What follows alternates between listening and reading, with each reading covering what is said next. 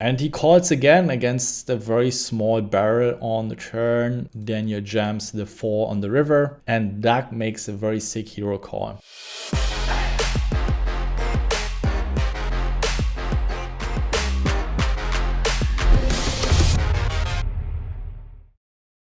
What a crazy hand that was between Doug Polk and Daniel Negreanu. Daniel opens to 2.5 big blinds. They're a little over 100 big blinds.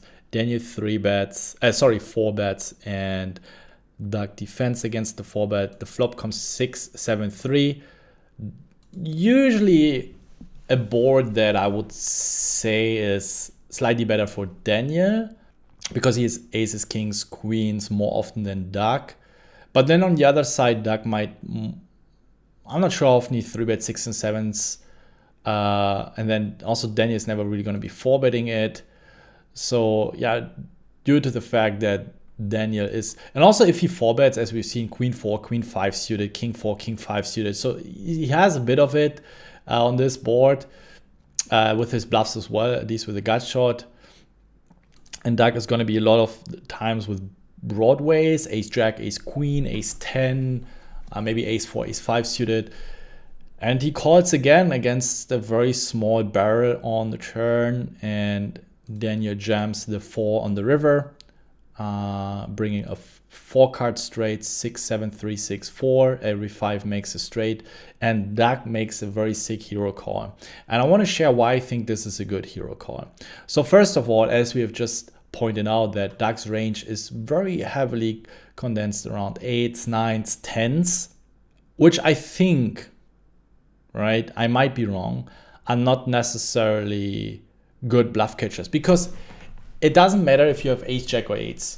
Daniel's not going to be value shoving a 7. The problem is that Daniel might be 4-betting with, as we've seen with jack 10, 10-9.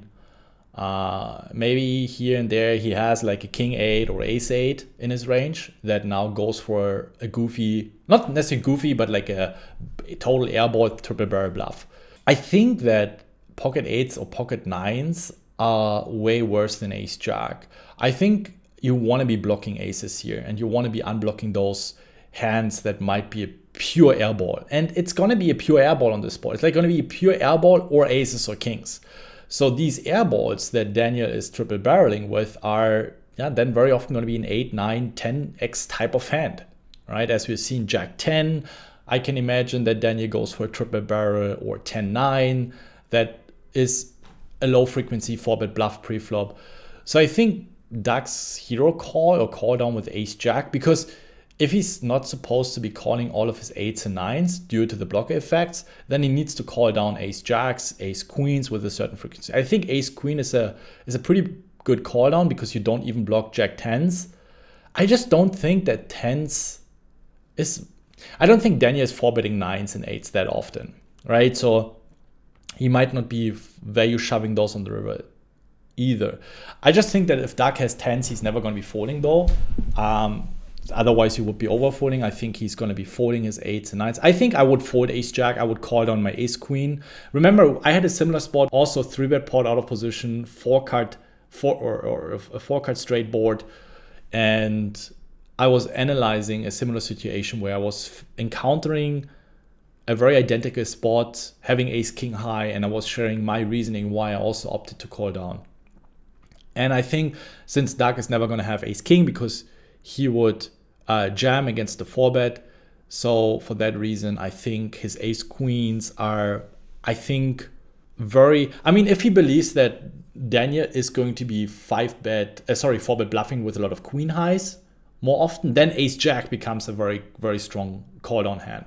If Daniel is 4-bet bluffing with queen 10, queen 9, some queen jacks, then of course ace jack is much better than ace queen. Daniel's not going to be value shoving ace king. That would be gangster, but I don't think it's going to be happening. Simply because Doug is still going to be calling down 10s. He's going to have, of course, he's never going to be folding jacks.